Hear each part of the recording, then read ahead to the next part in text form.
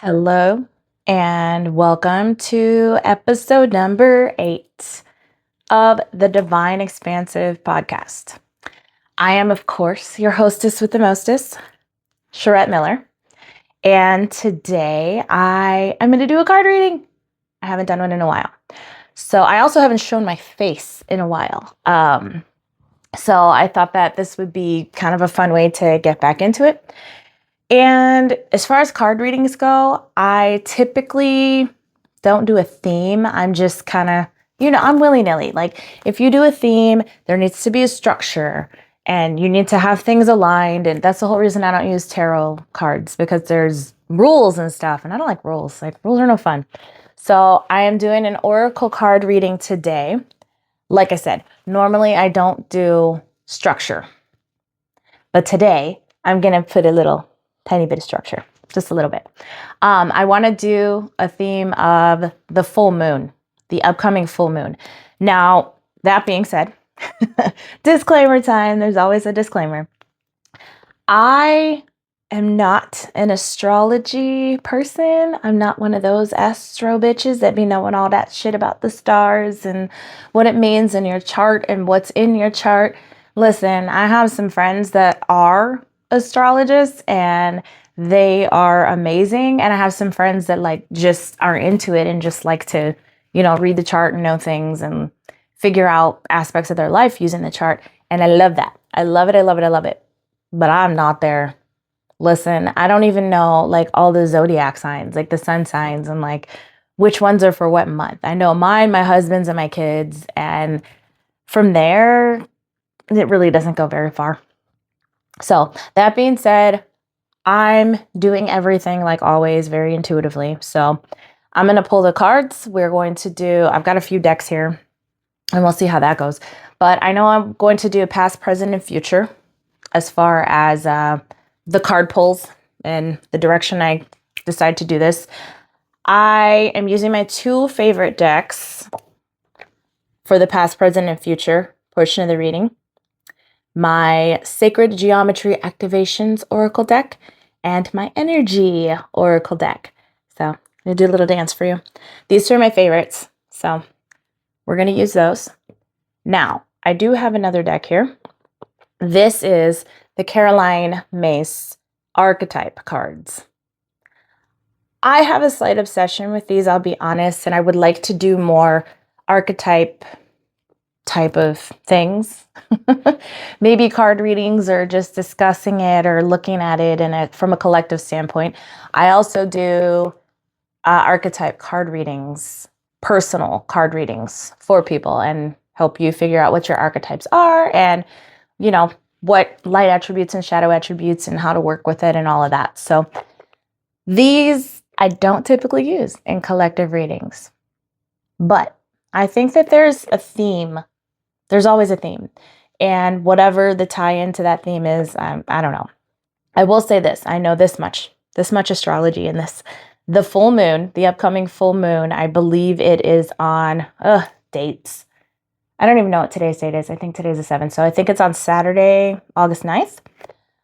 I don't know when I'll be posting this video either. So Saturday, August 9th is the full moon in Aquarius, I think.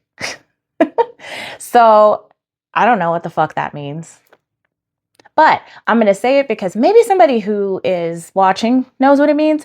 I don't know. Aquarius is water, something having to do with water. I don't know, but I'm going to pull one of these cards so that I can take a look at what type of collective theme, if there is a particular archetype that is showing up in the collective as a theme for this full moon in Aquarius.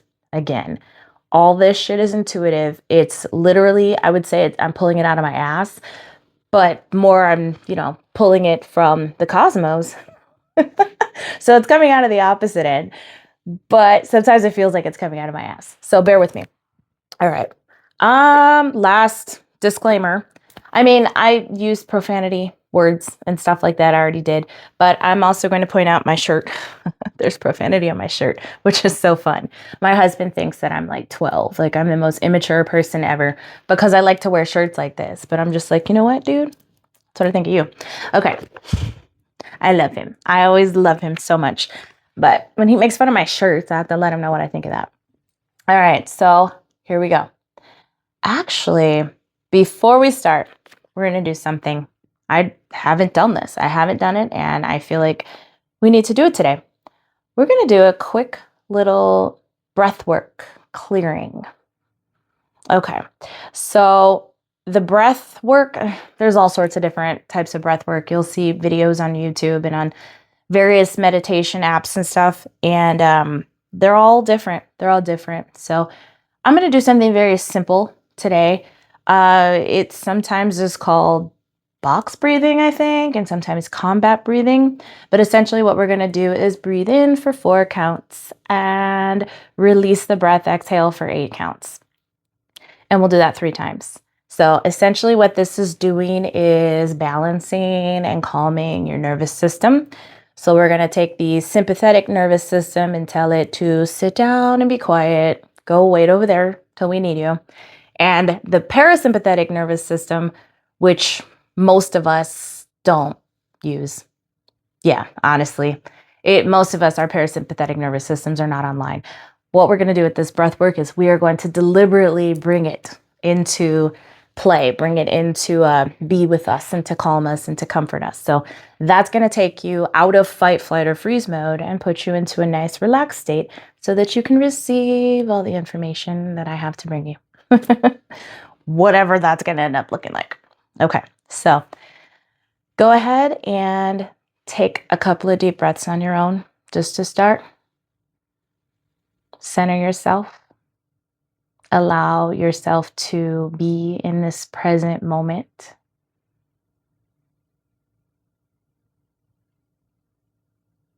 Okay, I'm going to go ahead and count our breaths. So breathe with me.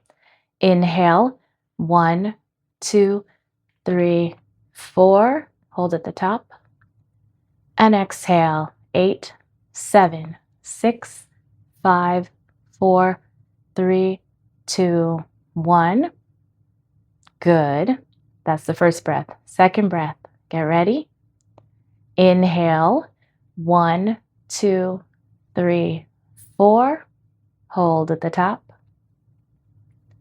And exhale. 8, 7, 6, 5, 4, 3, 2, 1.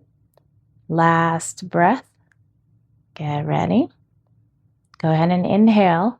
1, 2, 3, 4. Hold at the top.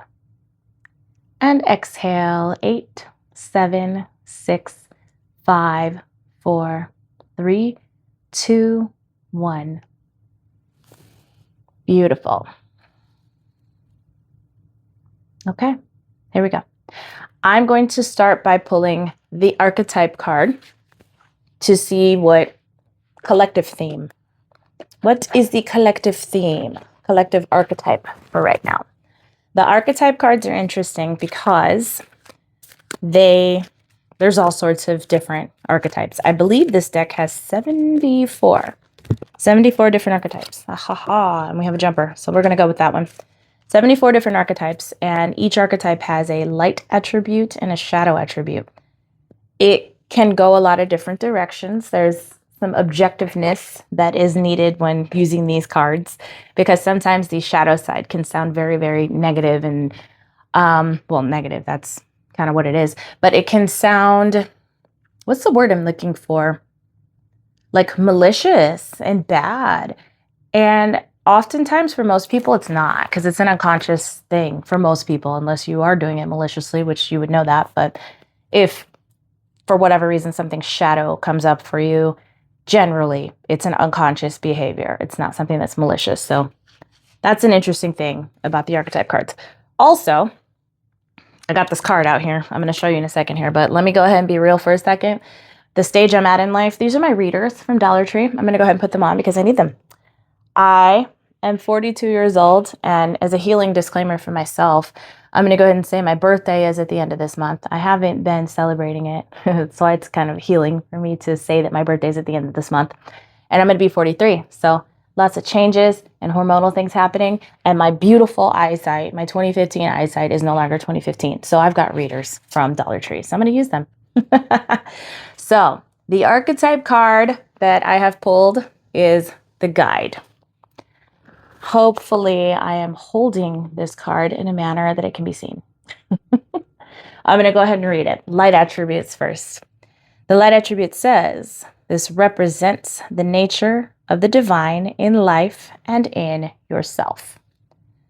Nature of the divine in life and in yourself. Guidance, divine guidance. That's the first thing that comes to mind for me. On the shadow attribute, it says, places financial gain and control over imparting spiritual insight. Financial gain and control. There's so much of that right now. You know what I mean? Like, there's just kind of no getting around consumerism and politics and all of that. So that always kind of comes into play. And yeah, obviously, our planet's in the shadow in that somewhat. So now I'm going to go ahead and pull 3 from each of these decks, from the Sacred Geometry Activations and from the Energy Oracle deck, representing past, present, and future. And we'll talk about them, see how they work in conjunction with each other. So I'm going to put some of this off to the side so we have some space. And we'll be pulling from the Energy Oracle deck first. I don't have a lot of space where I'm sitting here right now. All right.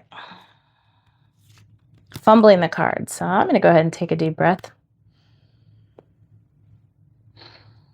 We want everything to come through as clearly as possible regarding these cards and what comes up. So I shuffled the deck to clear the energy from the deck. There's a lot of activity in this deck. I happen to pull oracle cards in a manner of jumpers. When I have a card that jumps, I use it. Some people don't. Some people just pick it up and they put it back in the deck. And if a card calls to me or it's like sticking out and I'm like, ooh, that one looks like it needs to be pulled intuitively, just like everything else, I pull the card. Okay. So had the jumper card. That's going to go ahead and be our past card right off the top, present and future.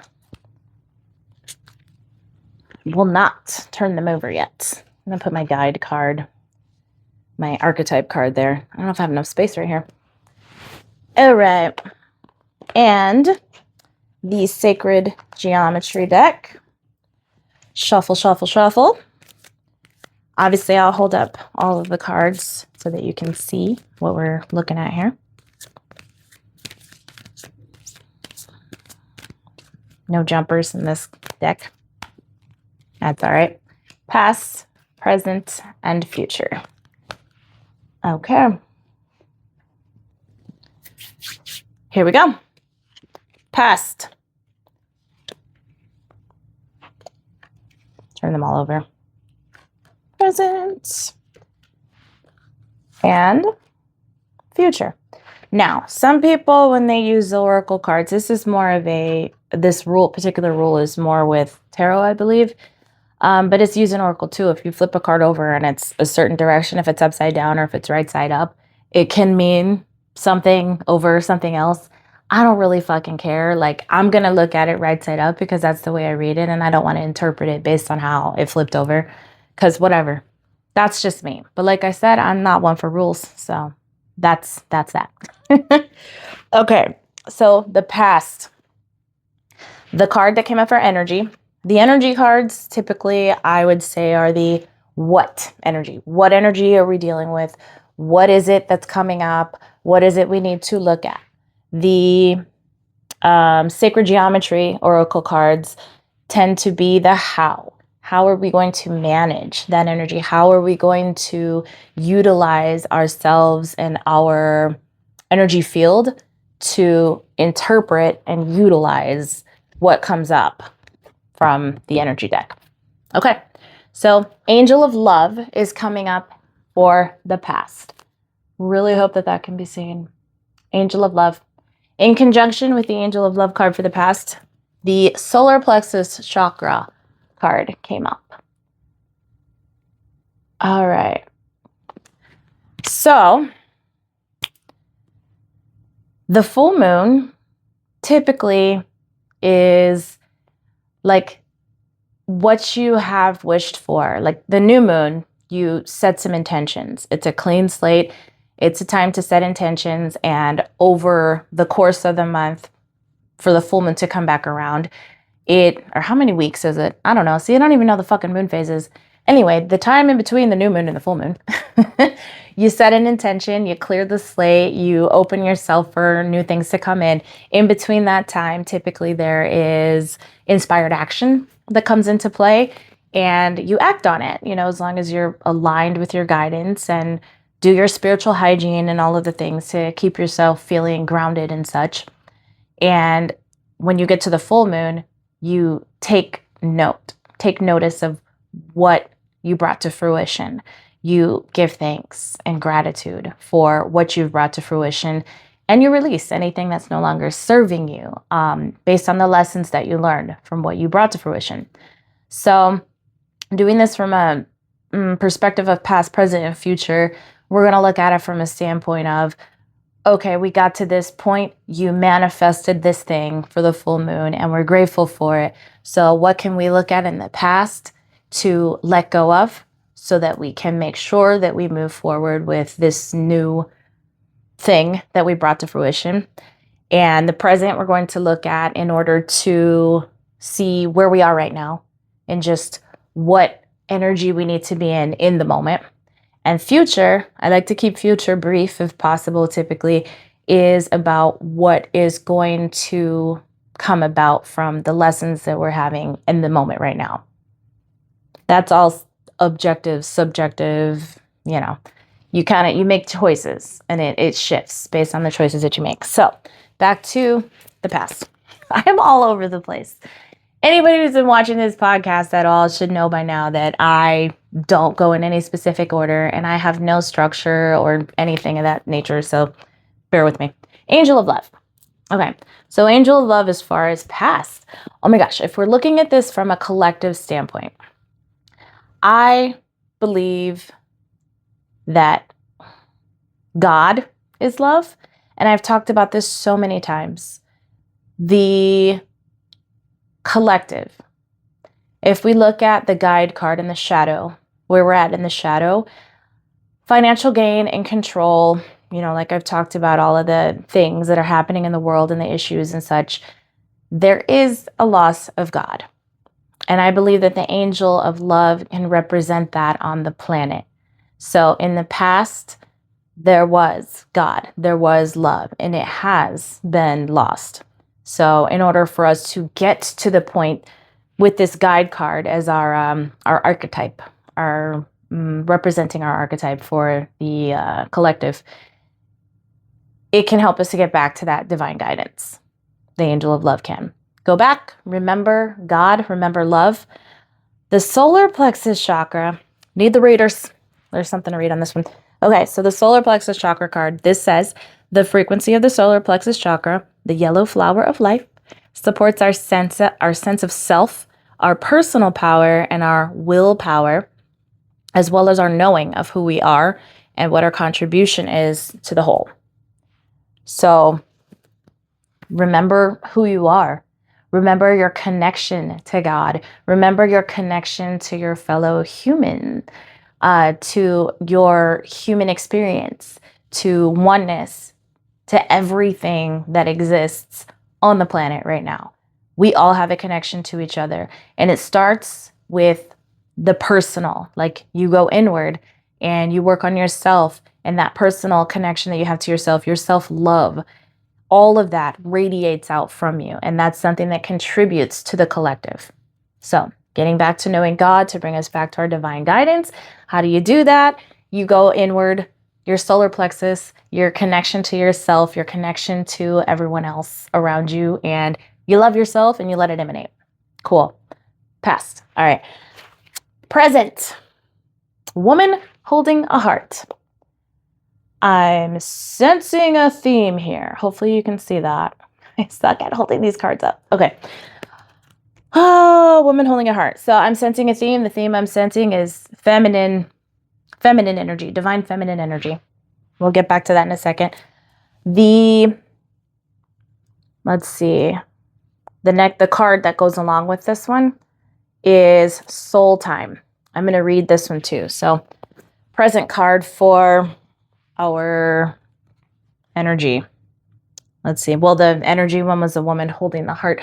For the sacred activate or the sacred geometry activations, the frequency of soul time asks us to allow the possibility of a new reality to emerge, one that embraces the concept that while the corporal body is mortal, the soul is timeless, limitless, and infinite. Okay, present. Remember who you are.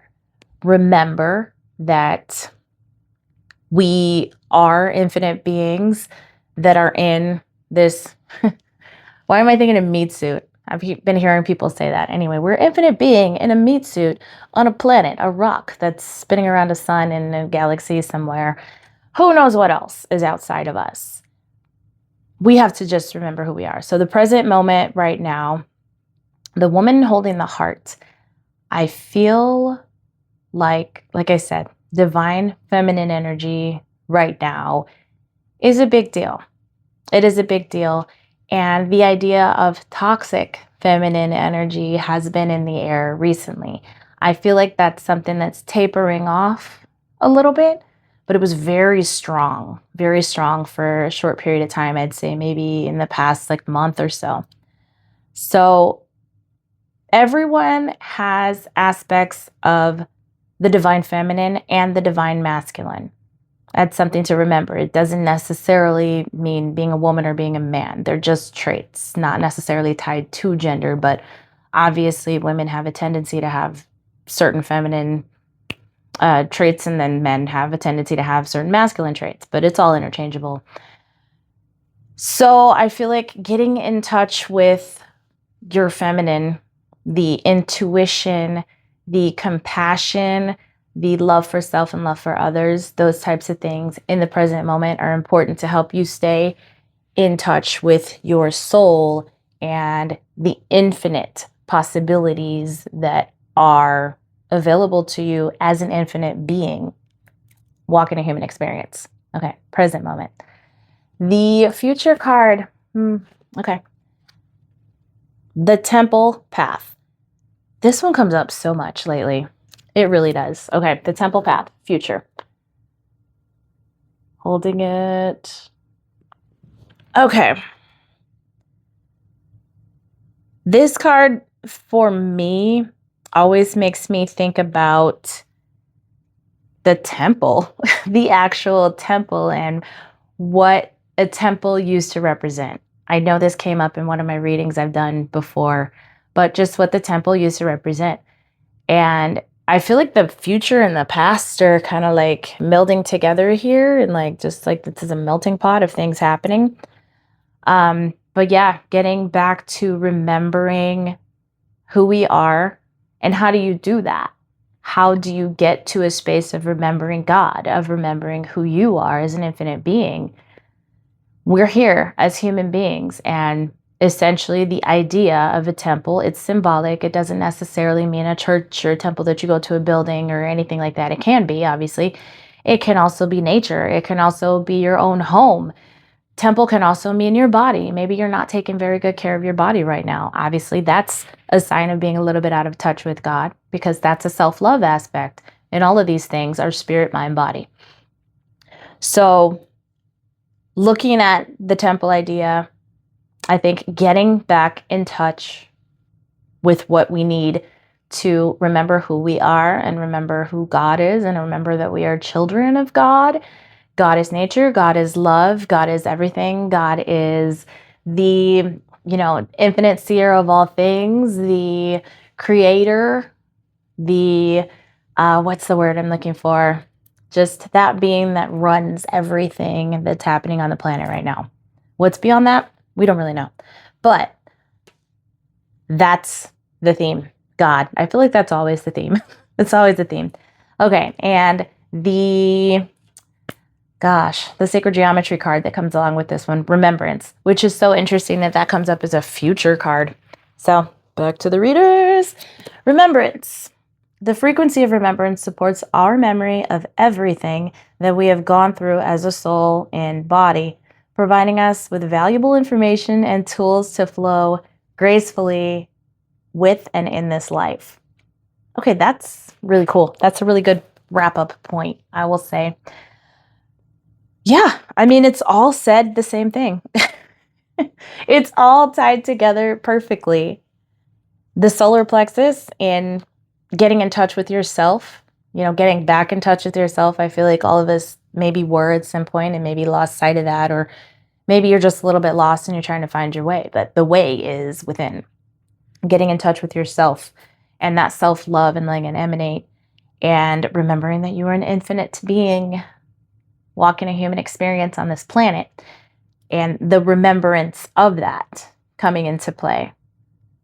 So as you walk into the future, this is who I am. This is what I'm meant to do. Maybe you don't know your soul purpose exactly, and that's a progression. Can't speak today. That's a progression. It is a progression we're all walking. And it doesn't end. It doesn't end. You never find it. You never get your shit together. That one makes me laugh. I'm like, yeah. You look at someone and you're like, yeah, they've got their shit together. Nobody's got their shit together. I think that is a myth and a fallacy. We don't ever have our shit together. And why would you? Because wouldn't you be bored if you didn't have anything to work on?